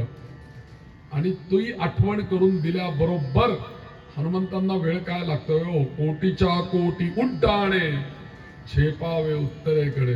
त्याने ताडकन उडी मारली आणि पुढे लंकेमध्ये जाऊन जे काही पुढे कर्म करायचं ते सगळं हनुमंतांनी केलं. या सगळ्यामध्ये भूमिका कोणाची महत्वाची आहे रामायणामध्ये, जांबवंतांची महत्वाची आहे. म्हणून इथे शब्द आला मध्यम पातु खरध्वंसी. आणि तो जो नाभीशी संबंध मी सांगितला ना आता, विष्णू झोपलेले त्यांच्या नाभीमधनं कमळ, कमळातनं ब्रह्मदेव, ब्रह्मदेवाचे जांबवंत, म्हणजे संबंध कुठे आहे, नाभीशी, विष्णूंच्या. म्हणून नाभीम जांबवदाश्रय, इतका संबंधानी बरोबर या कवचामध्ये कसे शब्द योजना या बुधकौशिक मुनींनी केलेली आहे. आणि बरोबर कसं रामायण, कधी कधी असा विचार करावा आपण की रामरक्षा म्हणत असताना हेच नाव इथे का आलं. एकाने असं मला सांगितलं की रोज विचार करताना मी असा विचार करतो, राम हा शब्द किती वेळा आला, सीतापती म्हणून शब्द सीतेबरोबर रामांचं नाव किती वेळेला आलं, लक्ष्मणाबरोबर किती वेळेला नाव आलं. एक अभ्यासाने आपण अधिक अधिक अधिक अधिक त्या खोलामध्ये जायला लागतो आणि त्याचा आपल्याला अधिकाधिक आनंद यायला लागतो. आणि म्हणून या रामरक्षा ही रोज आपल्या पठणामध्ये असली पाहिजे, रोज म्हणायला पाहिजे. त्याशिवाय आपल्याला आदर्श कोणी निर्माण होणार नाही. चांगलं चरित्र घडवायचं असेल आपलं प्रभू रामचंद्रांसारखं, तर आपण रामरक्षा रोज म्हटली पाहिजे. आपलं रक्षण व्हावं, रामरक्षा रोज म्हटली पाहिजे. आपल्या कुटुंबाचं रक्षण व्हावं, रामरक्षा म्हटली पाहिजे. आणि आपल्या हातून काही चांगलं कार्य व्हावं रघुकुलासारखं, तरी रामरक्षा म्हटली पाहिजे. सर्व कुठल्याही अर्थाने बघा, या प्रवचनाचं सार हे एकच आहे की रामरक्षा रोज म्हणायला सुरुवात करा. मला बरेच लोकांनी, 2-3 लोकांनी काल विचारलं की ती शुद्ध कशी म्हणायची, आम्हाला माहित नाही ते उच्चारण काय. त्याच्याकरता मी आपल्याला सांगून ठेवतो की मी काल माझ्या YouTube चॅनलचा उच्चार केलेला होता. मंदार खळदकर असं माझं नाव आहे, तुम्ही YouTubeवर टाका. आणि माझ्या चॅनलचं नाव आहे मंदार सुमंगल, असं मी चॅनलला नाव दिलेलं आहे. मी 13 वेळेला रामरक्षा म्हटलेला एक ट्रॅक माझ्या YouTubeवर ठेवलेला आहे. मी काल सांगितलं ना, सिद्ध करायची रामरक्षा तर 13 वेळेला म्हणायला पाहिजे. मग तो ट्रॅक तुम्ही गुढीपाडव्यापासून रामनवमीपर्यंत लावा आणि त्याच्याबरोबर 13 वेळेला म्हणाल तर मग मोजायची गरजच नाही. मी बरोबर 13 वेळेलाच त्याच्यात रामरक्षा म्हटलेली आहे. तर तू माझ्या बरोबर म्हटल्याने काय होईल, म्हणजे तुम्हाला त्याचं शुद्ध उच्चारण कानावर पडून पडून पडून पडून आपोआप ते पाठ होऊन जाईल आणि योग्य पद्धतीने तुम्हाला ते शिकता येईल. कारण आजकाल शिकवणारी माणसं म्हणून दुर्मिळ झाली आहेत आणि योग्य त्यांना शिकवणाऱ्या आहेत लोक, पण त्यांचा वेळ आणि शिकणाऱ्यांचाच वेळ जमत नाही. माझ्याकडे अनेक विद्यार्थी येतात, आम्हाला गुरुजी विष्णू सहस्त्रनाम शिकवा, गीता शिकवा, पण त्याचा माझा वेळच एक येत नाही, महिने अशी स्थिती होते. तर तुम्ही तिथे भेट द्या, रामरक्षा तिथे तुम्हाला स्वच्छ ऐकायला मिळेल. आजची केलेली सेवा जी आहे ती प्रभू रामचंद्रांच्या चरणी आपण अर्पण करूया. आणि आज आपण 7 श्लोक बघितले, उर्वरित श्लोक आपण परवाच्या दिवशी पाहणार आहोत. म्हणजे माझा तर उद्याच्या दिवशी माझे एक मित्र आहेत किल्लेदार म्हणून, ते रामांचेच उपासक आहेत, समर्थ संप्रदायातले आहेत. ते उद्या माझ्या ऐवजी इथे प्रवचन करणार आहेत, कारण मला अत्यंत कौटुंबिक महत्वाच्या कारणाकरता पुण्याला जावं लागणार आहे उद्या. तर मी ते करून उद्या रात्री किंवा परवाच्या दिवशी सकाळी परत येईन. आणि 7 तारखेला शेवटचा दिवस आपला आहे प्रवचनाचा, उर्वरित रामरक्षेचा भाग आपण त्या दिवशी पाहणार आहोत. तर चुकवू नये असे काही उद्याचेही प्रवचन चुकवू नका, ते आमच्या किल्लेदारांचं आहे आणि परवाचं तर मी आहेच परवाच्या दिवशी. तर त्या रामचंद्रांच्या चरणी अर्पण करूया. श्रीराम जय राम जय जय राम. श्रीराम जय राम जय जय राम. श्रीराम जय राम जय जय राम. श्रीराम जय राम जय जय राम. जय श्रीराम जय जय श्रीराम.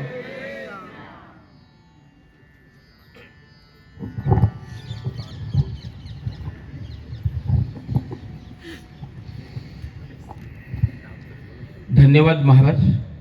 सूर्याप्रमाणे तेजस्वी आणि चंद्राप्रमाणे शीतल असणारं सकल शास्त्र मंडित पुण्यनगरीचं वैभव, ऐश्वर्य आणि श्रीमंती असणारं असं हे लाडकं व्यक्तिमत्व आदरणीय वेदमूर्ती मंदार शास्त्री खळदकर यांच्या माध्यमातून गेली 4 दिवस आपण या ठिकाणी या प्रवचनाच्या माध्यमातून श्री रामरक्षा